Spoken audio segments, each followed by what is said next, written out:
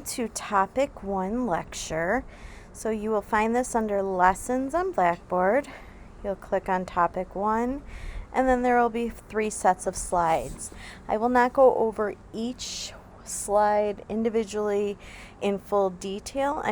You can always read these, and you're expected to read through them on Mondays, but I'm going to lecture on the key points that I want you to focus on for the class. So under Topic 1, Section 1 slides, if we click there, this topic is getting acquainted with ourselves and others. So oftentimes when I'm teaching this class as a seated class, I begin this chapter or this topic by asking you how many of you feel like you are confident in who you are. You know yourself well. You feel like you've got a good handle on where you are as a person and at this stage in your life. Because really, a lot of us tend to think initially, yeah, I've got this. I'm good. I know who I am. I accept myself as who I am. Maybe there's some areas I need to improve, but we feel pretty confident. And you'll notice that as we go through this class, there may be parts of you that you haven't been aware of, that you weren't familiar with, or you've never taken the time to really consider. So I hope that you'll use this class as a means for personal growth, self-awareness, and development. And if you do that, I can almost guarantee that you're going to see some results from that interflection and in your relationships and interactions with others. So to go down, so do you know yourself? Relationships help us not only connect to others but also to know the real you. And in order for us to develop close relationships, we have to be willing and able to disclose of ourselves. So this self-disclosure. And what we're willing to disclose to people is going to vary depending on the intimacy of the relationship. So if it's somebody that you're close with and you trust, you're going to tend to open up more so than somebody you don't know very well. So who is it we tend to open up the most? At this stage in your life, it starts to be romantic partners, most often close friends, maybe a family member, and then those others. So a coworker, another student, those other, and coworker people will oftentimes look at me like, really, your coworkers? But if you think about it, we spend the majority of our waking, if you're working a 40-hour work week, say for example, a full-time job, you spend more waking hours with your coworkers than you do any other person in your life. Who else do you sit or stand or work besides for 8 straight hours a day interacting? So it makes sense that a lot of times your coworkers would be somebody that you self-disclose to. So the importance of self-disclosure, why we do it, is it helps us define ourselves. So what if I asked you right now, give me 3 definitions of who you are. So some of you may say, I'm a brother, I'm a best friend, I'm smart, I'm an animal lover. There's various different ways but that we would define ourselves, and we do that through what we share with other people. So when you first meet people, you give information about yourself to help see if you have anything compatible with that person. It helps you get to know yourself better. It helps you get acquainted. And the more we disclose, the deeper the intimacy of that relationship is likely to develop. So we tend to kind of give a little and then we wait to see a reaction, and then maybe the next time we're together we'll share a little bit more and we'll wait to see the reaction. And we do this kind of ebb and flow thing when we're talking about self-disclosure, because we have to make sure somebody is trustworthy and deserving of what we are going to share with them. The risks of self-disclosure. Number 1 is rejection, and I always get students that tell me, I could care less about rejection. I don't care what people think of me. I don't care if somebody doesn't like me, that's their problem, whatever. And what I say to that is, great, I'm so happy you feel that way. But rejection isn't necessarily the way we initially think. So it can be rejection from a job interview. So you go to school, you work your whole early adulthood for this to get your dream job. You go for that dream job interview, and when you walk out of there, they say, okay, you'll hear from us in a week or two. And now you're on pins and needles for the next week or two. Was I good enough? Was I qualified enough? I should have answered this question differently. What if they didn't like me? What if my first impression wasn't strong enough? And what that is fear of rejection, that you will be decided that somebody else was better than you.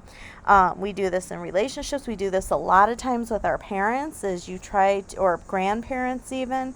You want them to accept you and love you and praise you. So it's that fear of rejection that makes us have and do certain things the way we want. Benefits of self-disclosure: it improves relationships. When you share something with somebody and you disclose of yourself and they respect that and keep it to themselves and treat you with respect through it, it helps strengthen and promote improve the relationship. It promotes mental health. How many of you have had a day where it just feels like the weight of the world is piled up on your shoulders, and on the way home from work or school or something, you call your best friend and you just unload, you vent everything, and as soon as you're done just getting it all out, you literally feel like you've lost like 10 pounds. That is that release that we get when we just have somebody to unload to vent, to self-disclose to, and that helps promote our overall mental health. Self-validation: sometimes we just need to hear you're right, or you're not alone, or you're justified in feeling the way you feel, and having somebody to disclose to that's got your back provides that for you. And lastly, social control: what we choose to disclose about ourselves allows us to maintain this kind of control over how we're seen in our social circles, how we're viewed. So we can choose to withhold certain information if you don't want to be viewed a certain way, or to disclose more if you want another aspect of yourself shown. The Johari window, it's really very difficult for me to do. This is a visual representation. So this is usually something that in class I would draw on the whiteboard. We would draw personal examples and I would explain it in depth. Since I don't have that option here, what I'm going to do is I'm just going to give you an explanation of it, and then there is a homework assignment asking you to draw your Johari window, and what I would ask you to do is just give it your best effort on that and what your interpretation is, because without me being able to kind of walk you through it in person, it's a difficult thing to fully grasp. So what the Johari window is, and you'll never be asked to repeat who the developer or who created it, but Joseph Luft and Harry Ingram created this visual representation of how we communicate with people in our lives. So if you draw your Johari window, I or any person that's familiar with the Johari window should be able to take a look and quickly know what type of relationship this is. Is it somebody you're close to? Is it somebody you're acquaintances with? And the reason why that would be clear is because the window panes on that drawing would be shaped as such that it would reveal how open you are. So there's 4 panes on the Johari window: the open, the hidden, the blind, and the unknown. And depending on the closeness of the relationship will depend on how big those separate window panes are. So the first pane is the open self. And this is what I know about me and what others know about me. So this is where communication is very free and open. So if you were sitting in our class and you were wearing a red baseball cap, and I said to you, "Wow, Joe, I really like that red baseball cap," then you would say, "Oh, thank you," or "I got it at, the store this weekend," or whatever. It wouldn't be anything that like I was calling you out publicly on, that you would be embarrassed by, or that was sharing a secret or something, because it's out there, it's open, it's free to be discussed because it is so open. The next pain is the blind self. So this is what others know about me, but I don't know about me.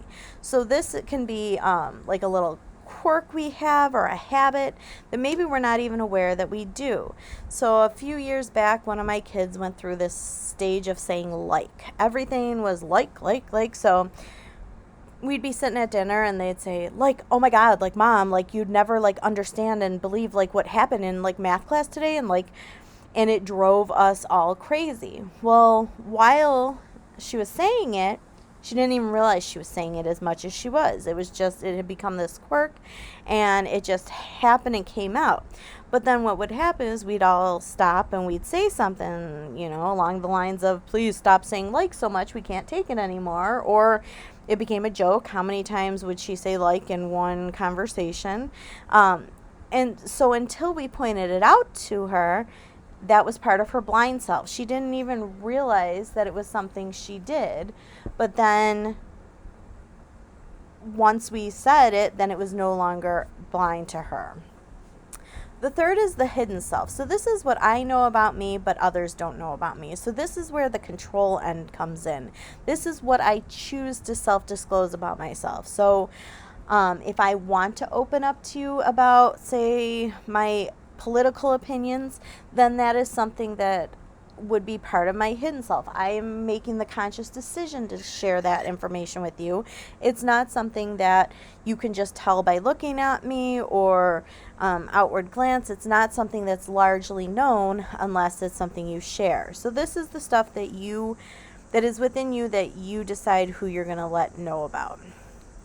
And lastly is the unknown self. And this pain is really hard to kind of wrap your mind around, because this is something I don't know about me. Excuse me, I'm going to sneeze.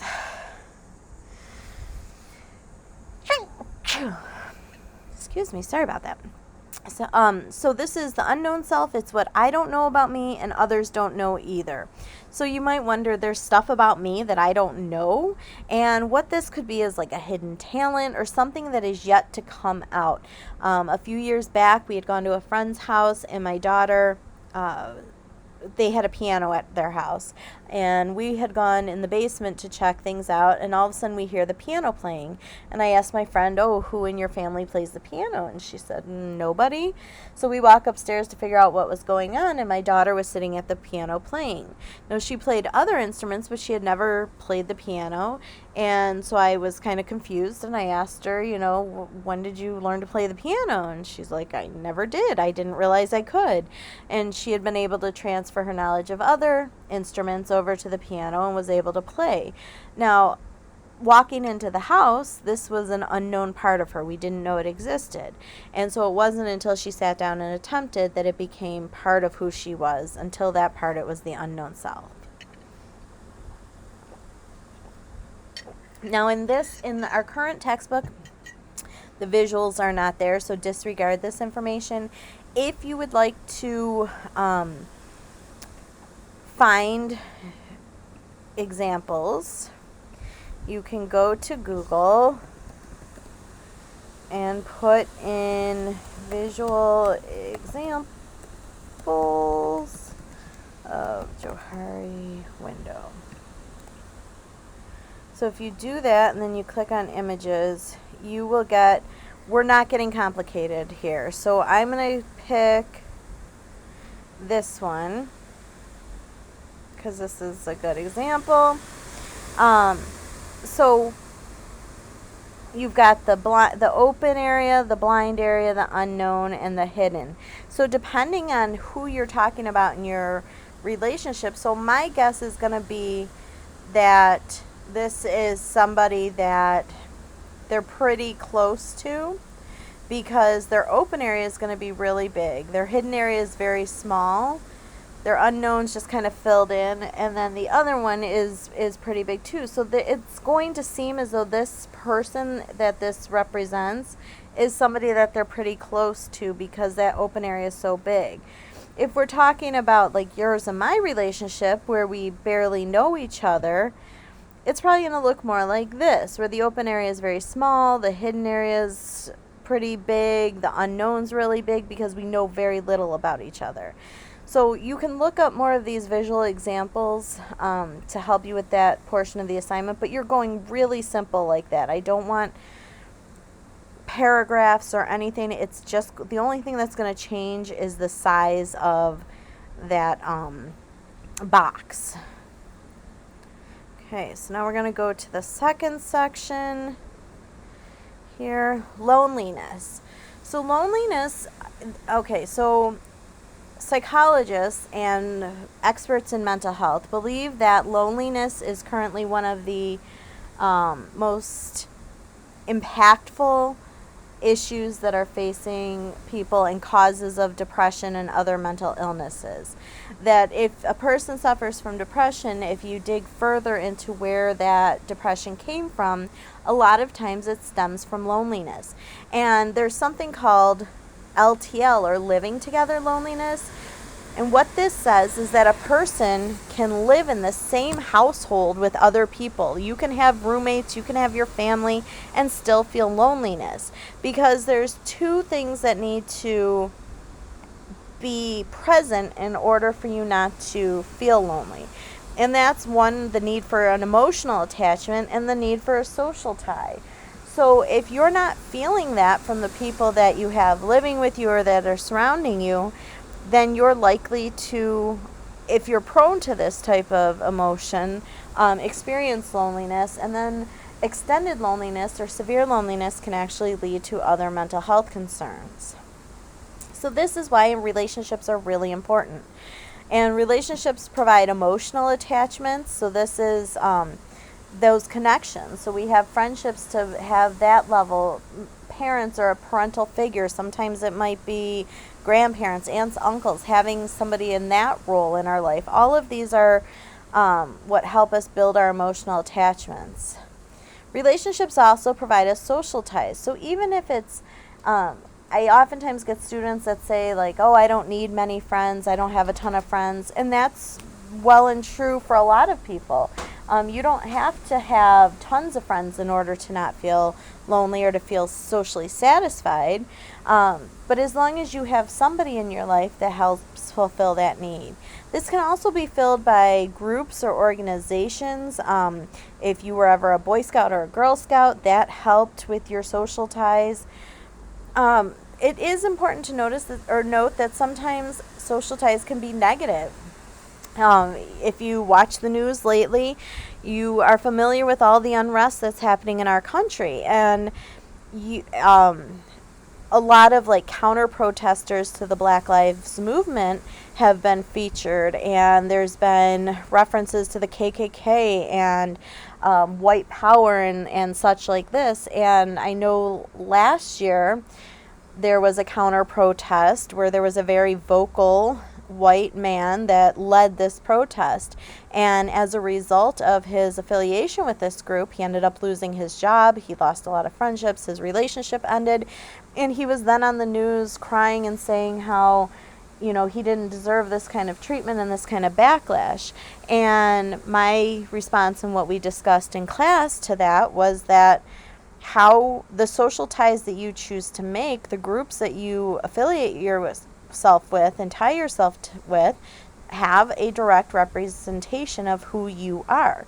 So you're not going to stand up for these hate groups and be the vocal leader of a hate group and then try to deny that that's how you feel and believe, because you're not going to likely associate with those people if that's not how you believe.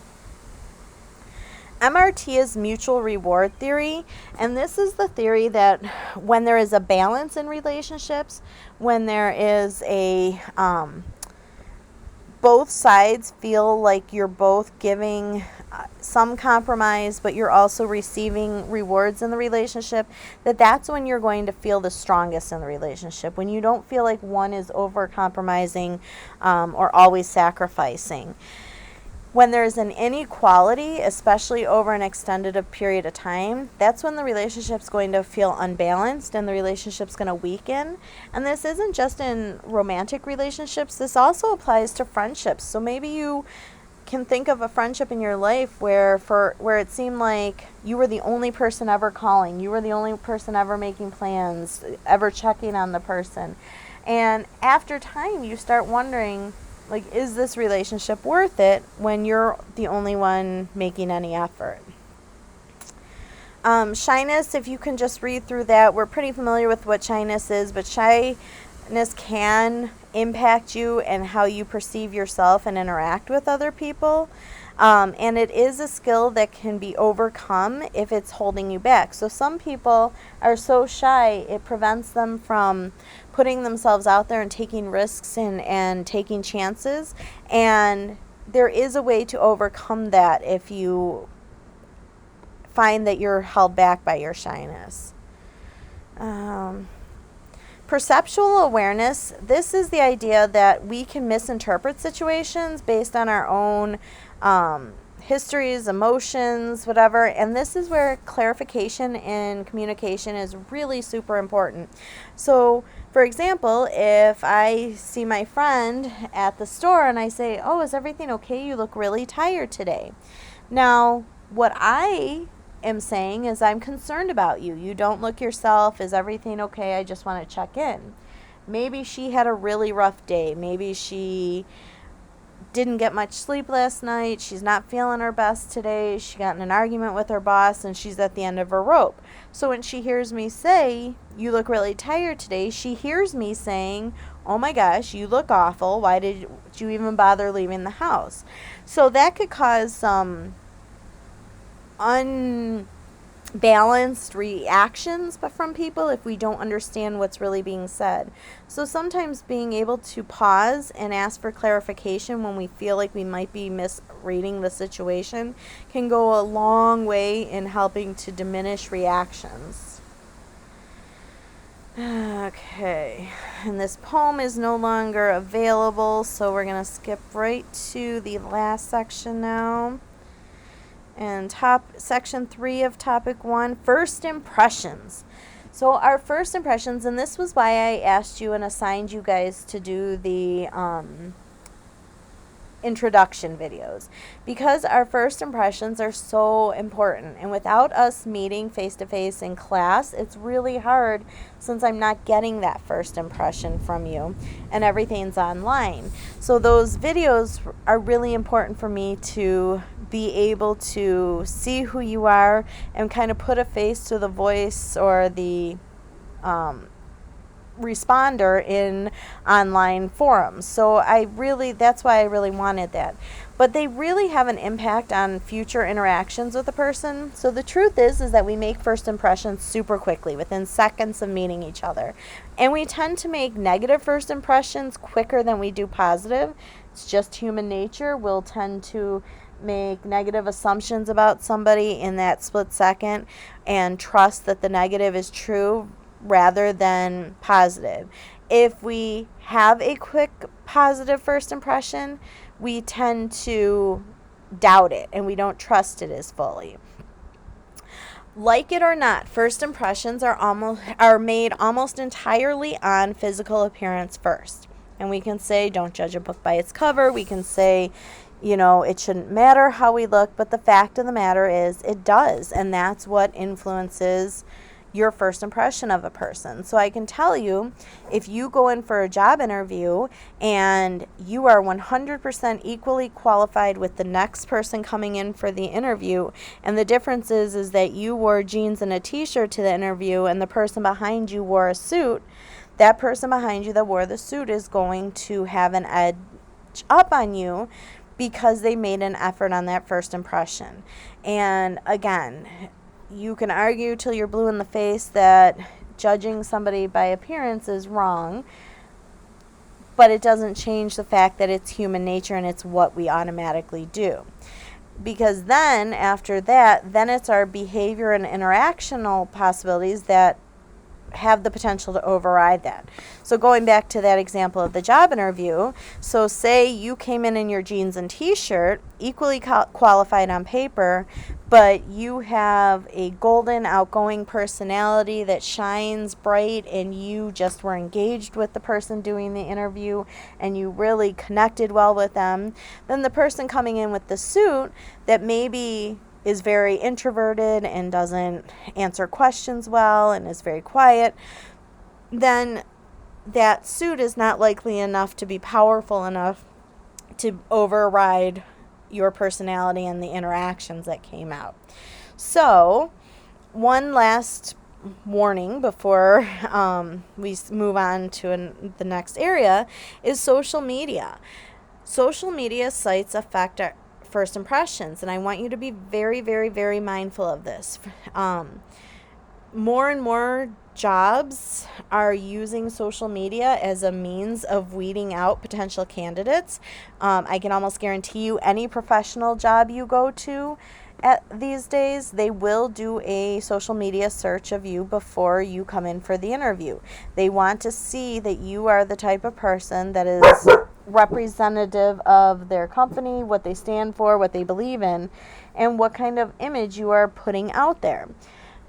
Also, do not trust that having privacy settings high are enough to protect you. The fact of the matter is that any really good company that has solid IT people on it know how to get past privacy settings to see the meat and potatoes of your social media accounts. So please, I tell everyone, my students, my own children, to have a filter that you use for yourself when on social media. So maybe it's, if I post this and my grandma were to see it, would I be mortified? Maybe it's your dream job. If I go in for my dream job and they pull this up, am I going to die of embarrassment? If my dad sees this, what would he think of me? Whoever that filter is for you that makes you pause before you hit submit, use that every time you're about to post something on social media, just as a means to protect your self-image and how it will impact you. So prejudices. This is another time where when we're in person class, I will ask my students, how many of you are prejudiced? And usually people start fidgeting and they look really uncomfortable. And sometimes I have a few brave souls that raise their hands and admit that they are. But the truth is that we all hold prejudices. Now, we tend to think of the term prejudice as negative because it's been turned around in a negative way in society. But the fact of the matter is that prejudices causes us to prejudge a person or a group of people based on not necessarily factual information that we know firsthand. So the reason I say it's not always bad is because we can see somebody in, say, a medical outfit and make the assumption, have the prejudice that they are going to be caretakers. So, for example, I used to watch the show ER, and I remember hearing an interview with one of the actors at some point, and he said how he'll be out places and somebody will stop him because he played a doctor on TV. People will stop him and ask him medical questions, and he'll say, I have no idea what the answer to that question is because I'm an actor. And they'll say, well, I know you're like a doctor on TV. And he's like, yeah, I wear a uniform to be a doctor. I'm not actually a doctor. We'll make assumptions that because somebody wears a fireman's uniform, that they are a safe person, somebody you can go to for help or assistance. So not all of our prejudice has to be bad. It's just that we use that knowledge to have preconceived judgments of people. Now, stereotyping, this is the one that's negative because, and I'll read the definition, it's preconceived, inaccurate, rigid beliefs about individuals or group of people. So this would say when we take a certain group of people or a certain person, and we give them certain attributes or characteristics without any knowledge of the actual person. So, for example, I'm trying to think of some that are well known. Okay, so one of the things I've heard in the past is that Jewish people are cheap. So this is a stereotype that is obviously very bad. It's very negative. It's based around, I don't even know where the idea stemmed from, but it's about a group of people that is unjustifiably associated with them now. And this is something that is said and it's passed down and is thought among other people. So this would be stereotyping, and this is where this is where it's negative, where we want to avoid stereotyping people, because that's when it lumps people together and causes issues worldwide and individually. So our social perception, how we view people, will also be impacted by our cultural and our past experiences. So if we have previously had a negative interaction with a certain type of person, whether it's based on gender, nationality, maybe the job that they do, then we will tend to judge others fitting that same category based around our interactions with those type of people. Physical attractiveness, going back to that first impressions being made on looks. People that are considered more physically attractive, statistically speaking, based on research, it is shown that they tend to have easier experiences in life, so they tend to get things easier. They tend to be perceived as good on a higher scale in general in life, and they just tend to get more positive reinforcement. Self-fulfilling, I'm just skimming down to see. Okay. Self-fulfilling prophecy, this is the last one I want to go over with you in the lecture, is this idea that what we expect and what we put out there is likely to come true.